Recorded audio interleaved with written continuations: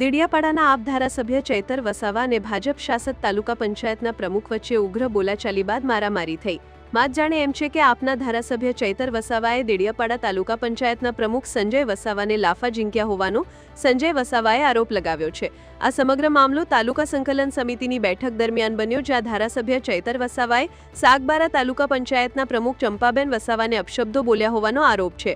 જ્યારે સંજય વસાવા આ મામલે વચ્ચે પડ્યા ત્યારે ચૈતર વસાવાએ તેમને લાફા ઝીંક્યા હોવાનો આક્ષેપ થઈ રહ્યો છે.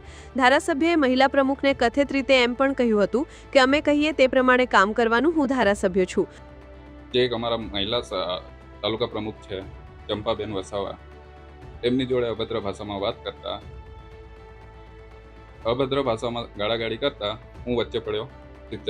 માન્ય ધારાસભ્યશ્રીને એવું કીધું કે સાહેબ, ભલે ગમે તે હોય, મહિલા આગેવાન છે, એમની જોડે તમારે આવું વર્તન ના કરવું જોઈએ.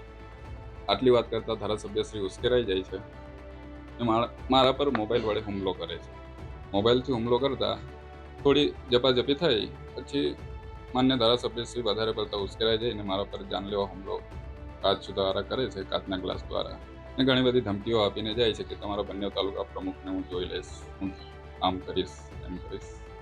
હવે આ ઘટનાને પગલે પોલીસ ચૈતર વસાવાની અટકાયત કરી તેમને રાજપીપળા પોલીસ સ્ટેશને લઈ જતી હતી. ત્યારે ધારાસભ્યના સમર્થકો અને પોલીસ વચ્ચે ઘર્ષણ પણ સર્જાયું હતું. ત્યારે આ સમગ્ર ઘટનાએ હાલ રાજકીય વર્તુળોમાં ભારે ચર્ચા જગાવી છે.